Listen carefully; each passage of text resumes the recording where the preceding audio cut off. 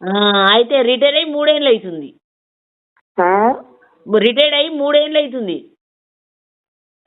3 ఏళ్ళు అనేది అతనికి అదో ఒక దాన్ని ఉంచుకున్నాడు. ఆ శివుడు ఇల్లే కట్టించుకున్నాడు, కట్టించిండు.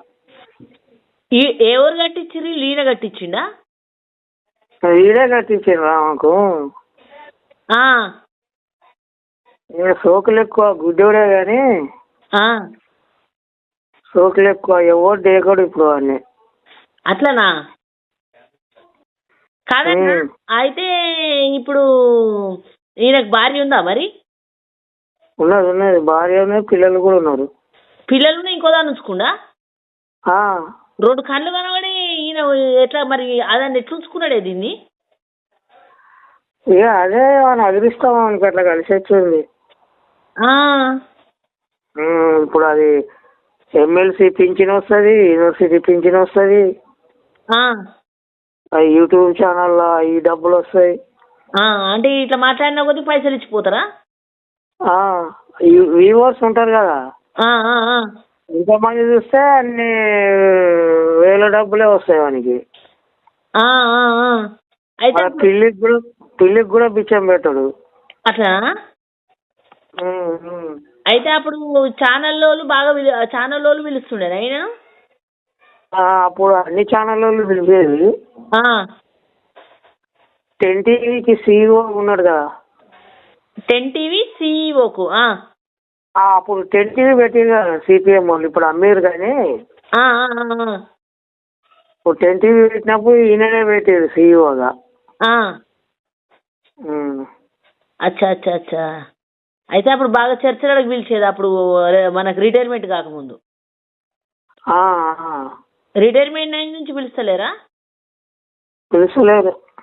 అచ్చా, దేక్తలేరా మొత్తానికి? ఎవరు దేక్తలేరు. ఇప్పుడు నువ్వు ఆయనని మందలు ఇచ్చినావు అనుకో, నీ వాల్యూ పోతుంది. అంతేనా? అవుట్డేటెడ్ అయినరా మనిషి. అప్పట్లో ఎవరు దేక్తలేడు కదా, ముసలోడు అయిపోయాడు. ఏదేదో మాట్లాడుతుంది అని ఇష్టం. అంటే కొద్దిగా మతి కూడా భ్రమించిందంటావు కొద్దిగా వయసు దాటినాక.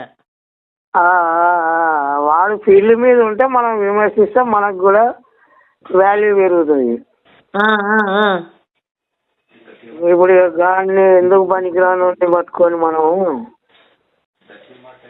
వచ్చేది, ఇప్పుడు ఈటలకు వచ్చేది ఉంటే ఎవరు ఆపినా ఆగదు. ఎందుకంటే కాంగ్రెస్ ఇప్పుడు బీసీకి ఇస్తుంది కదా,